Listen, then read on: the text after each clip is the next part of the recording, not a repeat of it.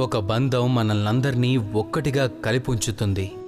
కానీ కొంతమంది వ్యక్తులు ఎలా ఉంటారు అంటే ఈ సంబంధాలు అనే విషయంలో పరిణితులని కలిగి ఉంటారు. సంబంధం అంటే ఇలాగే ఉండాలి లేక అలాగే ఉండాలి అని.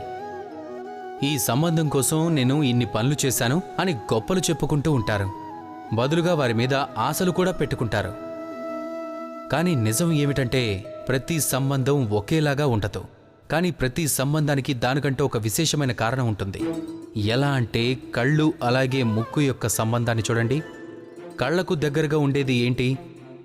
ముక్కు. కానీ ఈ కళ్లతో ఈ ముక్కుని కనీసం చూడలేము కూడా. అంటే దాని అర్థం ఈ సంబంధానికి ఎలాంటి విలువ లేదనా? అలా కానే కాదు.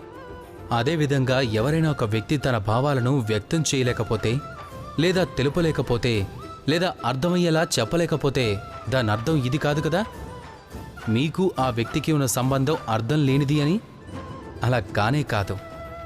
అచ్చం కళ్లకు ముక్కుకు మధ్య ఉన్న సంబంధం లాగానే మన జీవితంలో మనవాళ్లతో మనకున్న సంబంధం ఉంటుంది. ఎవరైనా మీతో సరిగ్గా వ్యవహరించకపోతే, ఎవరైనా మీ దగ్గర లేకపోతే లేదా ఎవరైనా ఎప్పుడైనా మీకు అర్థం కాకపోతే వాళ్లతో మీకున్న సంబంధం తెంచుకోవాలని దాని అర్థం కాదు.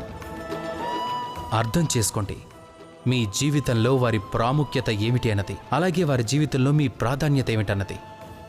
ఆ సంబంధాన్ని నిలబెట్టుకోవటం నేర్చుకోండి. వాళ్లతో కలిసి నడవండి.